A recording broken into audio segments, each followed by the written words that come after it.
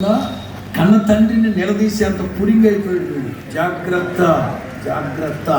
తల్లిదండ్రులు జ్ఞానం లేని వాళ్ళు కావచ్చు, చదువు సంధి లేని వాళ్ళు కావచ్చు, వాళ్ళు కష్టపడి రెక్కల ముక్కలు చేసి సంపాదించిన పైసాది. ఆ పైసా మీద బతుకుతూ వాళ్ళ మీద అజమాయిషి ఏమిటి? యవనస్తుడు మంచోడు, కష్టపడి సంపాదించుకున్నాడు. ఒకవేళ తప్పుడోడైతే యేసుప్రభు అడుగుతాడని కూడా ఆయనకు తెలుసు.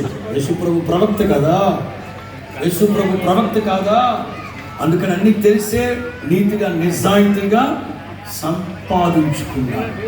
ఇతని హృదయంలో ఉన్న ఒకటే ఆశ ఏమిటంటే ఆధ్యాత్మిక చింతన.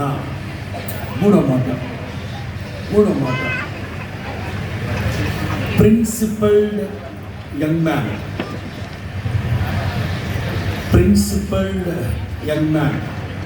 మొదటి చెప్పాను prestigious young man, 2 privileged young man, 3 principled young man. ఇతనికంటూ కొన్ని పద్ధతులు, కొన్ని కట్టడలు, కొన్ని నియమ నిబంధనలు, ఇతనికంటూ కొన్ని కట్టుబాట్లు, క్రమశిక్షణ.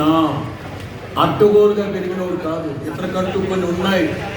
చదవండి, మార్క్ 10:17. మంచిది.